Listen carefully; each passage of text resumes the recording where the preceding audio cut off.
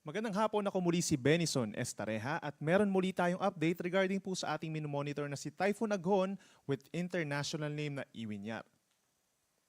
As of 4 in the afternoon ay nandito pa rin sa North Philippine Sea sa loob ng area of responsibility itong si Typhoon Aghon. Nasa 535 kilometers po ito silangan ng Basco, Batanes at patuloy pa rin ang paglayo sa ating kalupaan. Taglay pa rin ito ang hangin na 130 kilometers per hour malapit dun sa kanyang sentro at may gustiness hanggang 160 kilometers per hour. Unti-unting bumibilis na rin po ang pagkilos nito palayo ng ating bansa pahilagang silangan at 30 kilometers per hour.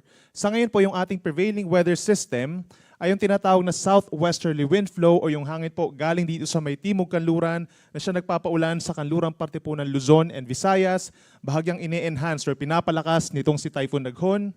Habang meron din po tayong mga kaulapan dito sa may norte, ito yung tinatawag natin na frontal system o yung linya po kung saan nagtatagpo ang may kalamigang hangin galing sa may mainland Asia at yung mainit naman na hangin galing po dito sa may North Pacific Ocean. At base naman sa ating latest satellite animation, wala po tayong namamataang panibagong cloud clusters na magiging low pressure area or bagyo sa natitirang bahagi po ng linggong ito.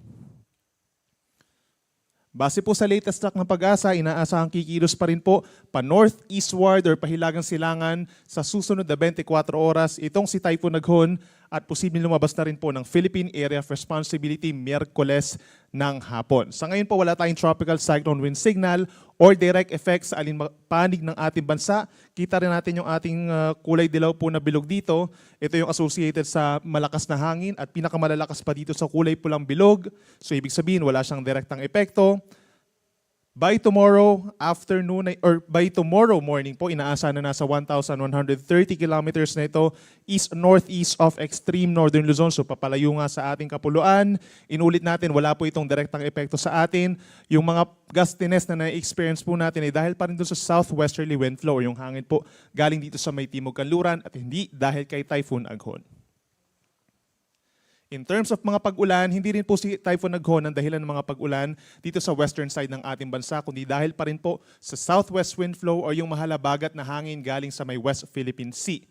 By tonight, asahan pa rin ang mga pag-ulan over Occidental Mindoro, Antique, at malaking bahagi po ng Palawan, nasa around 50 to 100 millimeters po at minsan malalakas po ito.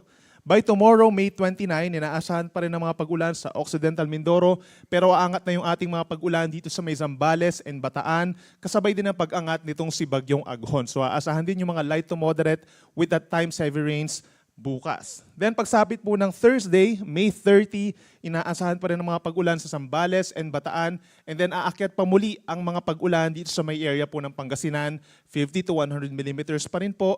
Possible yung mga pagbaha sa mga low-lying areas at possible din yung pag-apo pa rin ng mga ilog dun sa western side of Luzon dahil pa rin sa southwest wind flow. Meron din pong tsansa ng mga pagguho ng lupa or landslides sa mga bulubundukin na lugar. Kaya po kung meron tayong mga nare-record na ganito mga insidente, pakipag-ugnayan lamang po sa inyong local disaster risk reduction and management offices kung kinakailangan.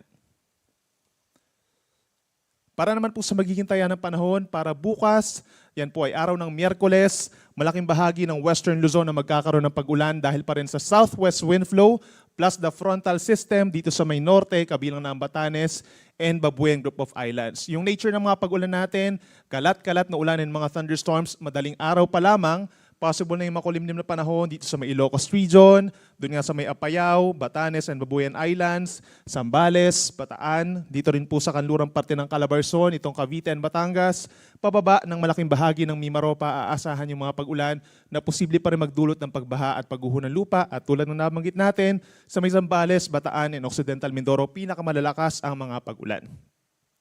Dito naman po sa Metro Manila at natitirang bahagi ng Luzon, asahan pa rin ang bahagyang maulap at madalas maulap na kalangitan kung dito sa Metro Manila at mga nearby areas such as Pampanga, Bulacan, Rizal, and Laguna. Habang partly cloudy skies sa may eastern side, yung mga lugar facing the Pacific Ocean, kabilang ang Bicol Region. At mataas din po ang tsansa ng mga makulimlim na panahon pagsapit ng tanghali at mga pag-ulan pa, mga thunderstorms pagsapit po ng hapon hanggang sa gabi by tomorrow. Temperature natin sa Metro Manila from 26 to 30 degrees Celsius, habang dito naman sa Baguio City mula 16 hanggang 20 degrees Celsius. At posible ang pinakamainit na panahon dito po sa may area ng Cagayan, Isabela, and Bicol Region. Dito sa Palawan, posible pa rin po ang maulap na kalangitan na sinasamahan ng kalat-kalat na ulan, epekto ng southwest wind flow o yung malahabagat na hangin galing sa kanluran. Gayon din po sa malaking bahagi ng Western Visayas at pinaka-apektado nga itong lalawigan ng Antique at southern portion of Iloilo. Itong Central Visayas, partly cloudy to cloudy skies. Yung Eastern Visayas, actually fair weather conditions, so madalas maaraw naman sa umaga hanggang sa tanghali na sinasamahan ng mga pulupulong ulan, pagsapit pa rin ng hapon hanggang gabi. Temperature natin sa Metro Cebu 27 to 33 degrees Celsius, habang pinakamainit pa rin sa may areas po ng Eastern Samar, Northern Samar at Tacloban, Leyte. Pagdating naman po sa Mindanao, makakaranas pa rin ng bahagyang maulap at minsan maulap ang kalangitan. By tomorrow, araw po ng Miyerkules, may chance na ng mga pag-ulan sa may areas po ng Basilan, Sulu, and Tawi-Tawi, habang may chance na rin ng mga saglit na pag-ulan or pagkidlat pagkulog sa natitirang bahagi pa ng Mindanao. Asahan din po may kainitang panahon dito sa Mindanao, pinakamainit pa rin sa may Zamboanga City, Davao City, and Cagayan de Oro City in terms of air temperature and in terms of heat index na posible pa rin umabot sa higit 42 degrees Celsius or dangerous levels. Kaya make sure po na hydrated tayo at lagi magdala ng pananggalang sa init gaya ng payong at sombrero. Wala naman tayo nakataas na gale warning sa ngayon o yung pantataas sa mga pag-alon dahil lumalayo na nga sa ating kalupaan itong si Bagyong Aghon. Meron lamang tayong moderate to rough seas sa mga baybayin po sa Luzon na bahagyang epekto na rin po nitong southwest wind flow lalo na sa kanlurang baybayin ng ating bansa. And for the next 3 days, iiral pa rin naman po yung southwest wind flow. So sa mga nagtatanong po, in terms of criteria, in terms of yung hangin, ay namimit naman na po natin yung hangin na galing sa kanluran at timog kanluran sa ngayon. At may mga pag-ulan pa rin tayo na itatala sa may western sides of Luzon and Visayas. At posible tayong at the earliest magdeklara ng pagsisimula ng tag-ulan bago po mag-weekend. Yan po yung pinakamaaga ha, pero most likely din po ay meron tayong chance na mag-declare tayo ng pagsisimula ng rainy season sa susunod po na linggo. By Thursday, asahan pa rin ang mga pag-ulan sa western sections of northern and central Luzon. Ito ang Ilocos region, lalo na sa may Pangasinan at sa may Zambales, Bataan area. Possible po yung kalat-kalat pa rin na ulan and thunderstorms, epekto ng southwest wind flow. At sa natitirang bahagi ng bansa, partly cloudy to cloudy skies, pero mataas din po ang tsansa ng ulan, lalo na sa natitirang bahagi ng Luzon at Western Visayas. Pagsapit ng Friday and Saturday, mababawasan po yung mga pag-ulan. Ibig sabihin, mas iinit ang panahon sa malaking bahagi ng ating kalupaan, kabilang na dito sa Luzon, kung saan sa Metro Manila, posibleng umangat pa rin yung ating heat index o yung mararamdamang init ng ating katawan, pati na rin sa ilang bahagi ng Cagayan Valley and Central Luzon. May mga localized thunderstorms pa rin naman, pero mas kakaunti na.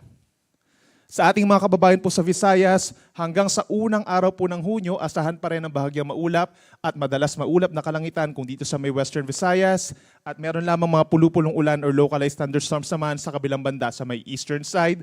Pinakamainit sa may area pa rin ng Giwan, Eastern Samar po, posible pa rin umabot sa higit 42 degrees yung mararamdamang init ng katawan, gayon din sa ilang mga syudad po dito sa Samar Island.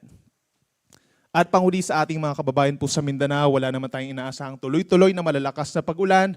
More on mga localized thunderstorms pa rin po at pinakamataas ang tsansa ng ulan dito po sa may Zamboanga Peninsula and Bangsamoro Region. Bahagyang epekto na rin po nitong southwest wind flow o yung hangin galing sa timog kanluran.